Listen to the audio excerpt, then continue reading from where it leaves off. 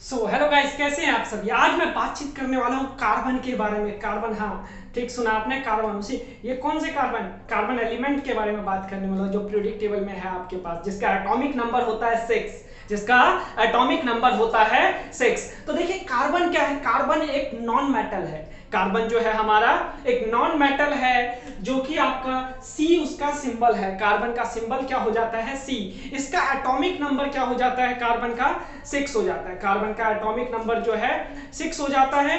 अब 6 होने के कारण इसका अगर इलेक्ट्रॉनिक कॉन्फ़िगरेशन की बात करेंगे तो क्या हो जाएगा, फर्स्ट ऑर्बिट सेंटर में न्यूक्लियस, फर्स्ट ऑर्बिट में 2 इलेक्ट्रॉन और आउटर मोस्ट ऑर्बिट में 4 इलेक्ट्रॉन होते हैं इसके।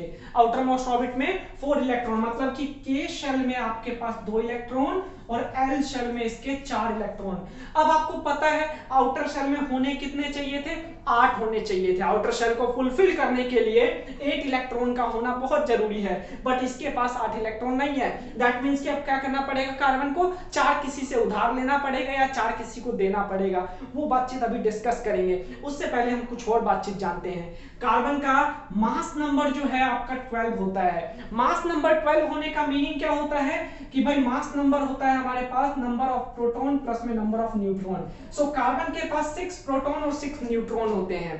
कार्बन के पास 6 प्रोटॉन और 6 ही न्यूट्रॉन होते हैं। सो दैट्स, और ये कार्बन फैमिली में सबसे टॉप पे आता है। कार्बन फैमिली में सबसे टॉप पे आता है और आपका जो है इसमें 14th ग्रुप में ये एग्जिस्ट करेगा। आपका ये 14th ग्रुप में आ जाता है ये एलिमेंट। अब उसके बाद बातचीत करें नेचर में, जो कार्बन है ना, हर जगह कार्बन ही कार्बन दिखाई देता है। आप अपने आसपास देखोगे, आपके घर की जो दीवार है उसमें भी कार्बन है, आपकी बॉडी जो है उसके अंदर भी कार्बन है। हमारे शरीर के अंदर 20% कार्बन होता है, बाकी बात 80% बाकी चीजें होती है। लगभग 20% जो है हम कार्बन से बने हैं। इसके अलावा जो है अगर कोल की बात करें तो कोयले में 90% लगभग कार्बन है। धरती के अंदर की बात करें तो 4% जो जमीन है ना उसके अंदर भी 4% कार्बन है। इसके अलावा जो अर्थ के ऊपर टोटल ओवरऑल परसेंट, ये तो मैंने स्पेसिफिक हमने बात किया किसी मतलब किसी ऑब्जेक्ट के अंदर। इवन अगर बात करें जो आपकी स्टील का बर्तन है उसके अंदर भी कार्बन है। आयरन के अंदर कार्बन की कंसंट्रेशन बढ़ाकर उसको हम स्टील में ट्रांसफॉर्म करते हैं। अगर आयरन के अंदर कार्बन की कंसंट्रेशन कम है तो आपका वो लोहा लगेगा, लेकिन जैसे जैसे उसके अंदर कार्बन की कंसंट्रेशन बढ़ाते जाओगे उसकी स्ट्रेंथ बढ़ती चली जाएगी। Stainless steel, high speed steel, देखते हो उसकी कितनी स्ट्रांग होता है वो, क्यों? क्योंकि उसके अंदर कार्बन का कंसंट्रेशन थोड़ा सा ज्यादा है। इसके अलावा ओवरऑल परसेंटेज की बात करें तो अर्थ के क्रस्ट के अंदर जो है ना कार्बन, वो आपका होता है 0.03% और एटमॉस्फेयर में जो होता है 0.02%। ये आपका जो है कार्बन का परसेंटेज है एटमॉस्फेयर और अर्थ के क्रस्ट में। तो उसको देख रहे हो आप, ओवरऑल ये है, मतलब बाकी एलिमेंट्स की रिस्पेक्ट में इतना कम अमाउंट है, लेकिन उसके बावजूद भी हर जगह कार्बन ही कार्बन दिखाई देता है। ऐसा क्यों? क्योंकि कार्बन फ्रेंडली नेचर का है। कार्बन फ्रेंडली नेचर का है, हर किसी के साथ आसानी से कंबाइन हो जाता है, किसी के साथ भी दोस्ती करने को तैयार हो जाता है। आप बोलोगे हाँ मुझसे रिएक्शन कर ले, बोलेगा आना भाई करता हूं। कोई और बोलेगा मुझसे कर ले तो उसके साथ भी करने को तैयार हो जाएगा। तो ऐसा क्या है, मतलब इसके पास जो रिएक्शन करने को तैयार हो जाता है, वो बातचीत अब समझते हैं। सो देखो आपको बताया कार्बन के आउटर मोस्ट ऑर्बिट में 4 इलेक्ट्रॉन है। अब इसको 4 और इलेक्ट्रॉन लेना पड़ेगा स्टेबल होने के लिए, या 4 डोनेट करना पड़ेगा। बट कार्बन के साथ विडंबना क्या है, उसके न्यूक्लियस के पास इतनी एनर्जी नहीं है कि अपने 4 इलेक्ट्रॉन को डोनेट करवा सके, और उसके न्यूक्लियस के पास इतनी कैपेसिटी नहीं है कि 4 इलेक्ट्रॉन और आ जाए तो होल्ड कर सके। मतलब कि कार्बन की जो स्थिति है ना एक पुअर फैमिली की तरह है। आप ऐसी फैमिली ले सकते हो जिसमें मान लो ये पिताजी हैं, सेंटर में जो है ये पिताजी हैं, उस पिताजी के जो है 6 बच्चे हैं, मान लिया 6 बच्चे हैं। अब वो 6 बच्चों से जो है 6 बच्चे और साथ में वाइफ भी होंगी, तो उन 6 बच्चे और वाइफ मतलब टोटल 8 परिवार, 8 बंदों का परिवार है।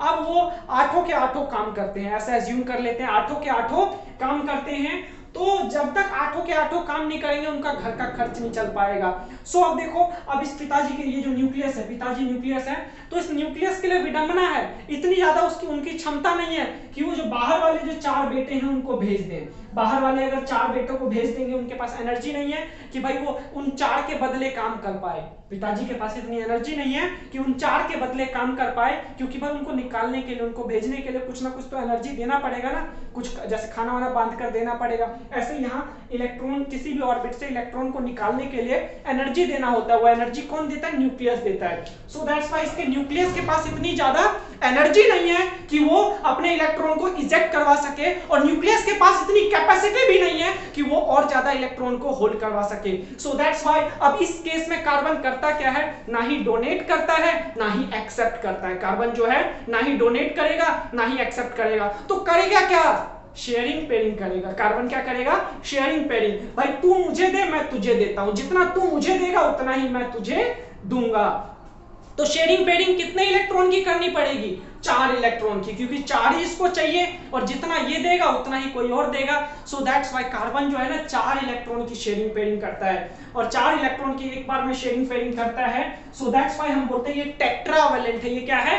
टेट्रावैलेंट है। टेट्रावैलेंट बोला जाता है भाई जिसके 4 बॉन्ड हो। तो कार्बन एक बार में 4 के साथ रिएक्ट कर पाता है क्योंकि इसके पास 4 इलेक्ट्रॉन है। शेयरिंग पेयरिंग क्या होता है? कोवेलेंट बॉन्ड कहलाता है। वो क्या होता है वो नेक्स्ट लेक्चर में समझेंगे। सो यहाँ पे मान लो हाइड्रोजन के साथ अगर ये रिएक्ट करेगा तो हाइड्रोजन के साथ रिएक्ट करने पे इस तरीके का बनाएगा। 4 हाइड्रोजन के साथ एक टाइम पर रिएक्शन करेगा। अगर मान लो अकेला हाइड्रोजन आकर कार्बन को बोलता है मेरे साथ रिएक्शन करना, बोलेगा नहीं भाई मैं तेरे साथ नहीं कर पाऊंगा। क्यों नहीं कर पाऊंगा? क्योंकि भाई एक इलेक्ट्रॉन मैं तेरे साथ शेयर कर लूंगा, लेकिन बाकी मेरे 3 कहां जाएंगे? तो हाइड्रोजन क्या करता है? बोलता है कि भाई कोई बात नहीं, तू रुक, मैं अपने जैसे 4 और को बुला के लाता हूं, तब तो करेगा ना। फिर कार्बन बोलता है हाँ भाई क्यों नहीं करूंगा, मेरे को तो 4 जरूरत है ना, तू चाहे कोई भी 4 उठा के ले आ, 4 इलेक्ट्रॉन अगर तू दे देगा तो तेरे साथ ही कर लूंगा। तो इसलिए एक बार में 4 हाइड्रोजन के साथ जो है कार्बन रिएक्ट करता है। तो इसको बोलते हैं मीथेन। ये जो है ना कंपाउंड मीथेन है। सो जब कार्बन हाइड्रोजन के साथ रिएक्ट कर लेता है ना तो उसको बोला जाता है हाइड्रोकार्बन। उसको क्या बोला जाता है? हाइड्रोकार्बन। तो मतलब कि आपका कार्बन टेट्रावैलेंट है, 4 के साथ बॉन्ड बनाते हैं। नेक्स्ट जो है आपका कार्बन की प्रॉपर्टी है सेल्फ कंबाइनिंग कैपेसिटी है। कैटेनेशन की प्रॉपर्टी, सेल्फ कंबाइनिंग कैपेसिटी को बोलते हैं कैटेनेशन। मतलब कार्बन आपस में ही कंबाइन होकर लॉन्ग चेन बना सकता है, लंबी चेन। जैसे पॉलीथीन है ना, वो क्या है? कार्बन की लॉन्ग चेन है, वो भी कार्बन प्रोडक्ट है। सी आपस में कनेक्ट करते रहो, लंबी चेन कनेक्ट कर सकते हो। सो आपका कैटेनेशन और इसके अलावा जो है टेट्रावैलेंट, इन 2 प्रॉपर्टी की वजह से जो है ना कार्बन हर जगह कार्बन ही कार्बन छाया हुआ है, हर जगह कार्बन ही कार्बन दिखाई देता है इन 2 प्रॉपर्टी की वजह से। याद रखना कौन कौन सा? टेट्रावैलेंट और इसके अलावा कैटेनेशन की प्रॉपर्टीज की वजह से कार्बन वर्सटाइल फॉर्म में नेचर में पाया जाता है। उसका बेशक से अमाउंट बहुत छोटा है, लेकिन हर किसी के साथ इसलिए पाया जाता है क्योंकि उसका कैटेनेशन और उसमें टेट्रावैलेंट की प्रॉपर्टी है। सो अब ये था आपका वर्सटाइल फॉर्म में पाने का। अब कार्बन नेचर में किस किस फॉर्म में एग्जिस्ट करता है? तो कार्बन नेचर में फ्री स्टेट में भी एग्जिस्ट करता है, कंबाइंड स्टेट में भी एग्जिस्ट करता है। फ्री स्टेट में बात करें तो भाई कोयला कार्बन का ही प्रोडक्ट है ओनली। ग्रेफाइट वो भी आपका कार्बन प्रोडक्ट है। आपका डायमंड कार्बन प्रोडक्ट है। बकमिंस्टर फुलरीन ये भी ओनली प्योर कार्बन से बना हुआ है। तो ये क्या है? फ्री स्टेट में कार्बन मिल रहा है। इसके अलावा कंबाइंड फॉर्म में भी मिलता है। कार्बन डाइऑक्साइड कंबाइंड फॉर्म है। मीथेन ये आपका कंबाइंड फॉर्म है। आपका ऑयल वो भी आपका कंबाइंड फॉर्म है। सो कार्बन कंबाइंड फॉर्म में भी मिलेगा, फ्री स्टेट में भी मिलेगा। सो इसलिए जो है नेचर में इतना लार्ज अमाउंट में देखने को मिलता है। इसके अलावा जो है कार्बन की जो है और भी बहुत सारी प्रॉपर्टीज होती है। जो बॉन्ड है ना कार्बन, यहाँ तो सिंगल बॉन्ड है, डबल बॉन्ड भी फॉर्म करता है, ट्रिपल बॉन्ड भी फॉर्म करता है। तो उसके बेसिस पे भी कार्बन को कैटेगराइज किया जाता है। अगर मान लो सिंगल बॉन्ड है तो उसको बोलते हैं सैचुरेटेड कार्बन।